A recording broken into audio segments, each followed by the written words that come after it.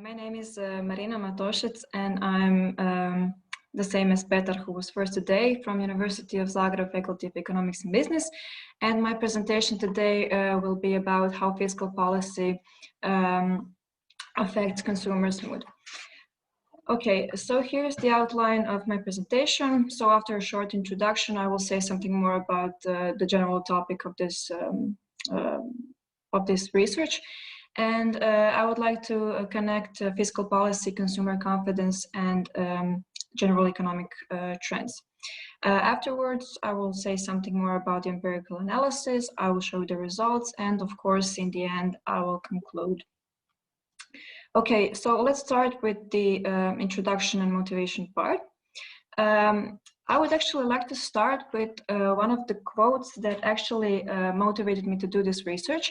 And it says that many of the main empirical questions in macroeconomics today are the same as when macroeconomics came into being, like a separate subdiscipline in economics, which was actually about 100 years ago.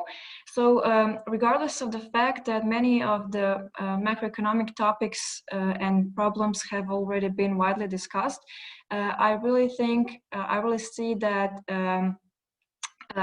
it makes sense to look at it from another perspective. So I try to do that in this research. My topic, my problem regards stabilization of business cycles, which is like the central short-term macroeconomic issue, short-run macroeconomic issue. So as we all know, these short-run fluctuations of GDP are mainly the result of different market factors. But the market alone is not able to return the economic system to equilibrium. That is why we need adequate and timely economic policies. When we are talking about having universal solution to stabilizing business cycles, or in other words, a universal recipe for crises or recessions, that unfortunately still doesn't exist. And history teaches us that actually all large-scale recessions caught economists unprepared. And the literature suggests that it's mainly the result of poor macroeconomic management. So in that context, I would like to single out one more quote, that dramatic fiscal developments in the wake of the last global recession led researchers to realize how little we actually know about fiscal policies and their effects. So I would like to continue at that tone, and I would like to connect here fiscal policy with the term consumer confidence and with general economic trends. So the literature actually warns that most economic policy instruments do not achieve goals directly, but indirectly affecting the behavior of economic agents. Specifically in this context, fiscal changes, meaning the changes in government expenditures or government revenues, affect economic developments indirectly by influencing the behavior of individuals first. Okay, so obviously these psychological or behavioral factors are really important and relevant, and actually they might be the missing link for a better understanding the effects of fiscal policy.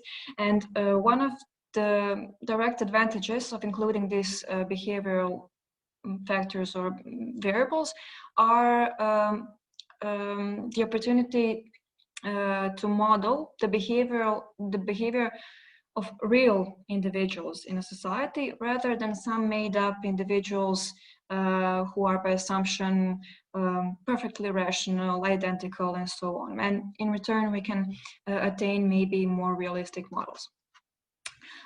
Here in this research, that behavioral element or behavioral variable is the consumer confidence indicator, shortly CCI, which is derived from the business and consumer service, which is actually conducted in all EU member states. And it is actually a measure of consumer optimism, how they see the general economic climate, how they perceive their own financial situation, and so on. So CCI's properties have been widely investigated by now, and it is shown that CCI has very good predictive properties. Which is why it is often considered to be the leading indicator of economic activity, which actually from theoretical point of view makes a lot of sense, because we can also see it as a measure of propensity to consume. So if consumers are optimistic, they're more prone to consume, that will elevate the aggregate private consumption, which is in turn the largest component of GDP. It accounts for about 60 to 70% of GDP in most developed countries.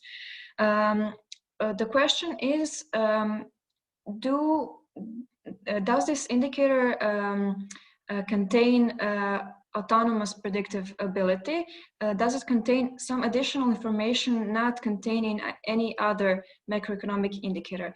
That is actually still the matter of dispute when we talk in general, but the literature is quite concerned that it has some additional information in situations of some extraordinary events such as crises, wars, and so on. So the business cycle has an important role here. Okay, and that brings us to the research problem here. So if consumer confidence influences consumption and GDP, this might be the mechanism through which fiscal authorities could act with their stabilization policy measures. By now, only this direct effect has been mostly investigated, how fiscal policy affects GDP, meaning how effective fiscal policy is. But the indirect effect, not so much. When looking at this mechanism, the latter part is actually quite investigated by now in the literature. Some even call it the stylized effect in modern macroeconomics. However, the first part of this mechanism is under investigated, so that is why I decided to put some emphasis on the relationship between fiscal policy and consumer confidence. Okay, so to make the research more extensive, different categories of government expenditure and taxation have been considered as independent variables, and the dependent variable in this research is consumer optimism measured by the CCI. So there are three main research questions here. The first one is, are consumers more or less optimistic when government expenditure rises?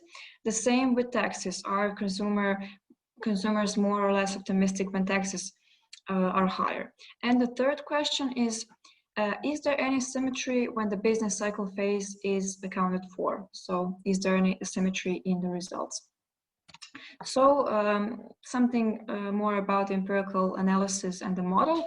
I would just like to mention, I didn't mention it before, I'm observing 28 EU member states and 27 plus UK in the period between 1995 and 1917.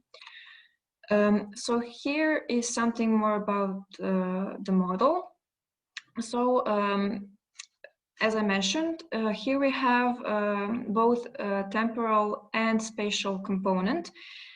So panel data analysis was conducted. Also, the properties of the dependent variable, which is, as I said, CCI, have been considered, and CCI turned out to be an autoregressive process, which is why the dynamics of that variable had to be taken into account. It was taken into account by including the lagged dependent variable as an independent variable in the equation. However, the arising problem is that that lagged dependent variable is now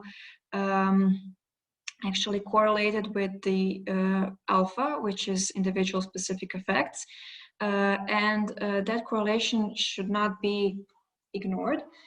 Actually, if we ignored that correlation, and for example estimated static panel data model, that estimates would have been most probably inconsistent and biased. So Arellano-Bond estimator was chosen here from the class of GMM estimators to deal with that unwanted heterogeneity problem. Okay, so the dependent variable here is in all models here is CCI, and here is the list of independent fiscal variables which have been included in all the models, and the green ones are fiscal variables that regard government expenditure, so different categories of government expenditure, and the blue ones, the taxation variables, they regard the budget revenue side. Also, I put the list of control variables, which are actually determinants of CCI, as shown in the literature. Okay, so without further ado, I would like to show the results. I know a lot is going on here, but I will just say the most important things as I go through all these results. So I look separately all the fiscal variables as an independent variables in the models, and for each of that category of government spending and taxation, I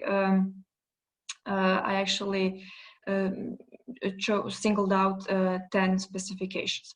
So here I want to see how consumers perceive higher public wages, meaning the wages of public sector employees, and they perceive higher public sector wages negatively. This isn't such a surprise because I think we all have a feeling that consumers perceive, at least in Europe, that consumers perceive public sector systems too large, very inefficient, and so on.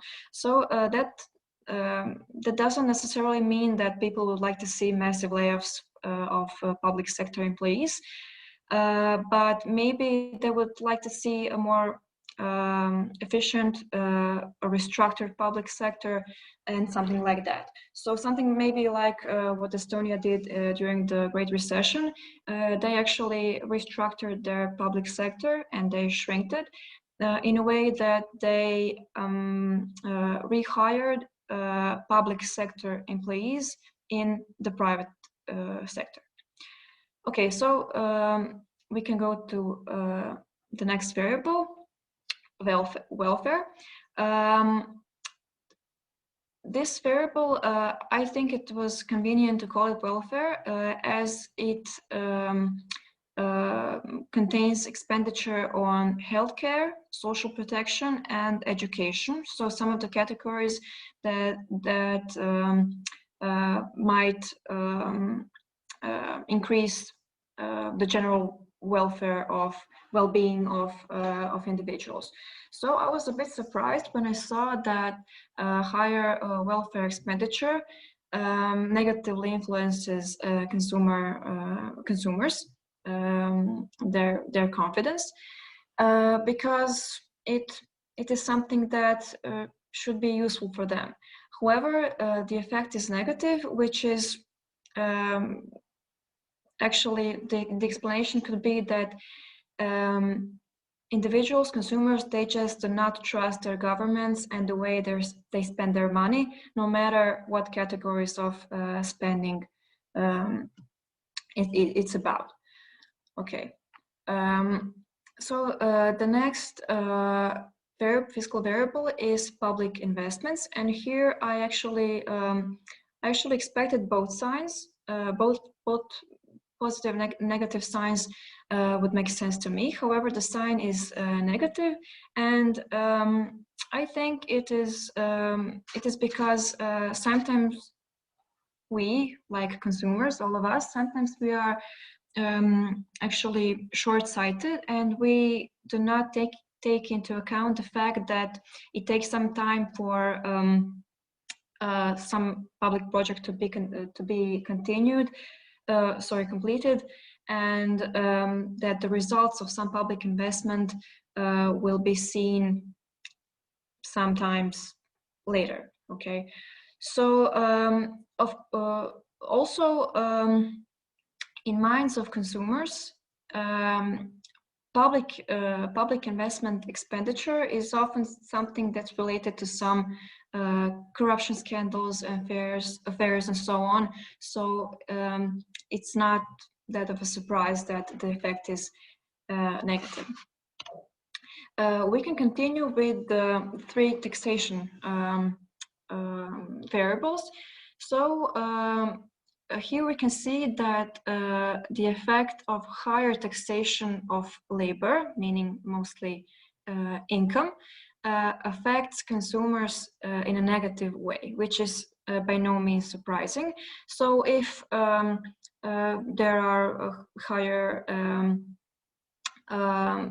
tax rates or income tax bases and so on, it directly lowers purchasing power of consumers. They become more pessimistic, they have lowered expectations, so this is not surprising at all.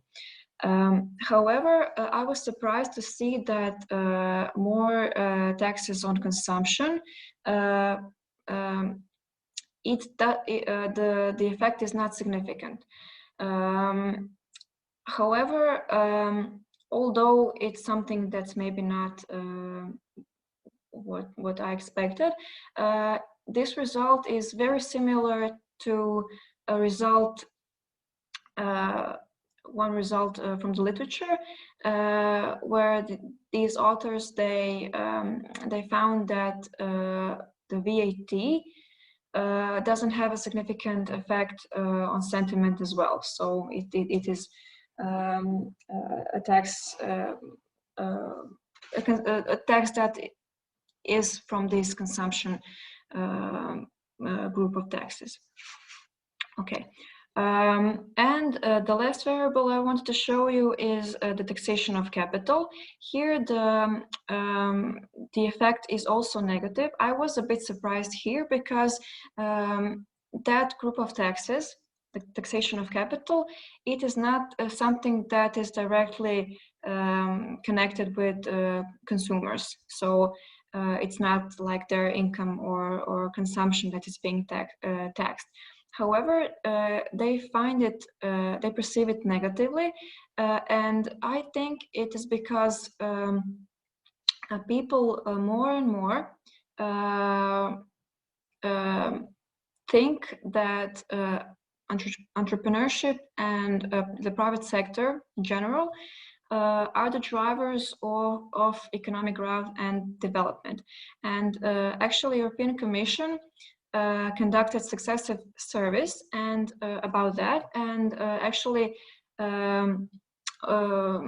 every time I think 90 or more than 90% of respondents said that they think that entrepreneurship is a generator of economic growth. So that is why maybe consumers don't like to see entrepreneurs being more taxed.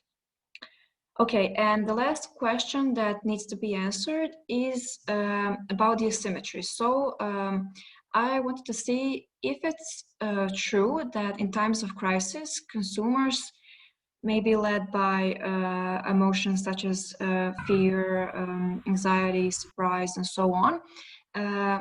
Would they react more intensely to the same changes in fiscal policy compared to the normal times? So here, maybe it's a funny slide, but I wanted to spare some space and didn't want to bother you with all the tables and more slides like previous any further.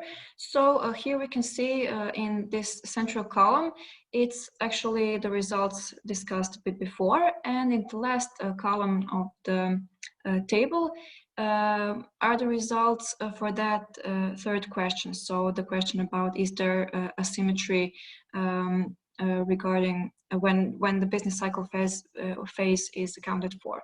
So here we can see that actually it really is true. So consumers really react even more pessimistically to the same fiscal changes during the crisis. So they are more sensitive during the downward phases of the business cycle. Okay, so these were in short the results, and I will conclude. I think 20 minutes is almost up.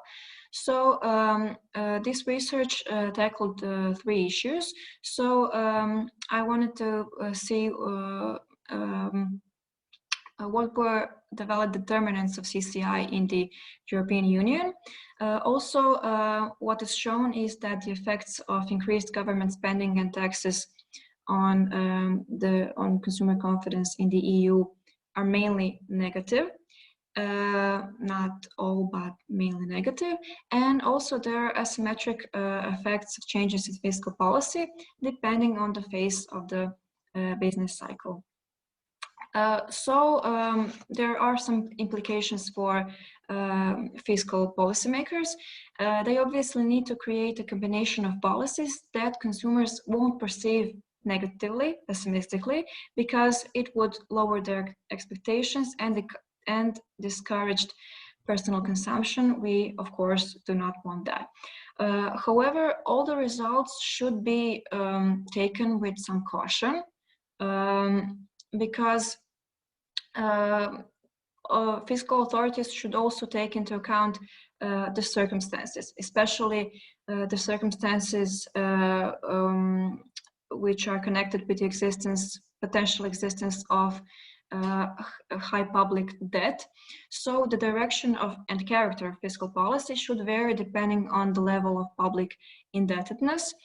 So in a situation of a low public debt, there is no obstacle to do contractionary fiscal policy, fiscal expansion, but it is advised to do it by lowering taxes on labor and capital. But in a situation of high public debt, some new expansionary policies could lead to an outbreak or deepening of the debt crisis. So in that situation, fiscal consolidation is advised by lowering budget expenditure in a way that consumers won't perceive pessimistically.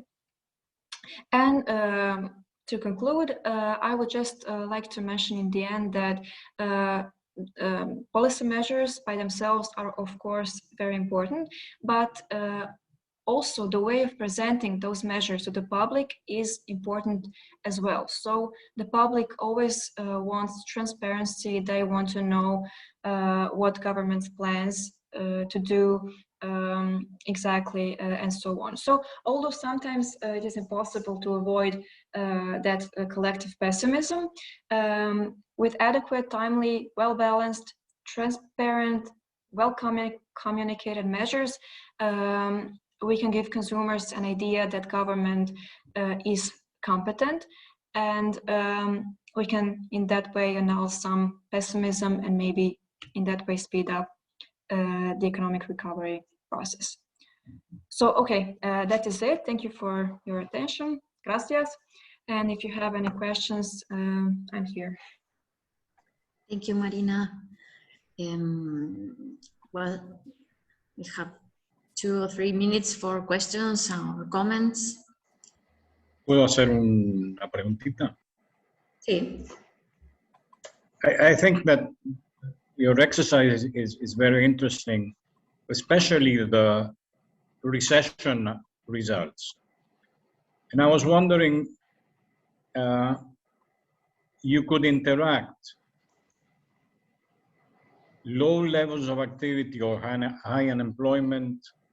Oh, I'm sorry. I didn't hear you. Something went wrong. Okay, so I liked your presentation, especially the phases of the business cycle results.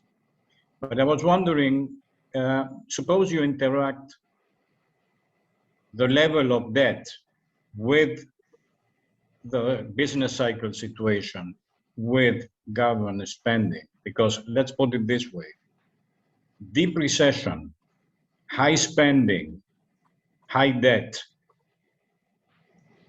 that's a problem. Now, deep recession, low debt, high spending, that should be quite different.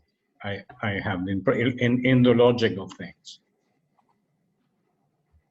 Okay. You see the point? Yes, I'm sorry. I'm having some problems with Zoom, so Okay.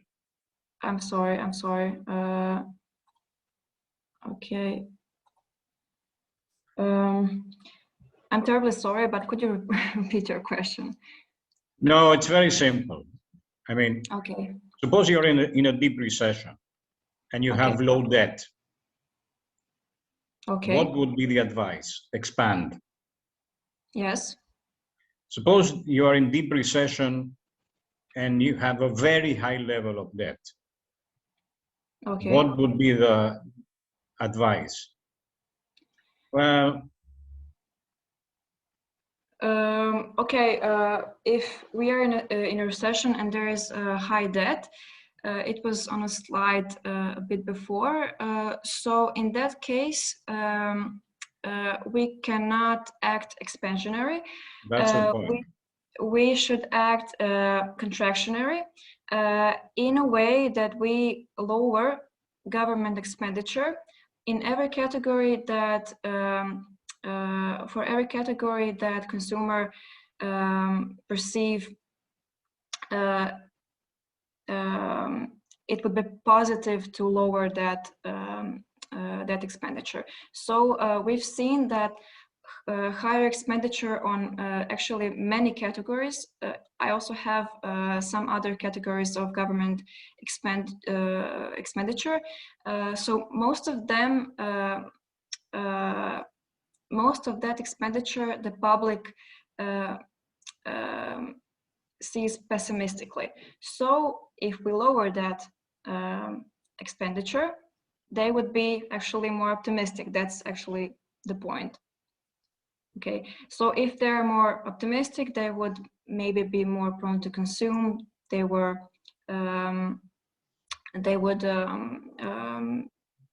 elevate aggregate consumption and in turn GDP. Well, my point was much simpler than that, that it may be useful to interact spending, spending the state of the business cycle and the level of debt, the three variables together. Okay, yes, yes, of course, I agree, I definitely agree. Okay. Maybe in the next, in some next research, I will do that. Okay. I would like to, actually, I wanted to do it before, but it was a bit complicated for me. I wanted to have some panel mediations. So of course, this is great advice. Thank you. Okay, thank you.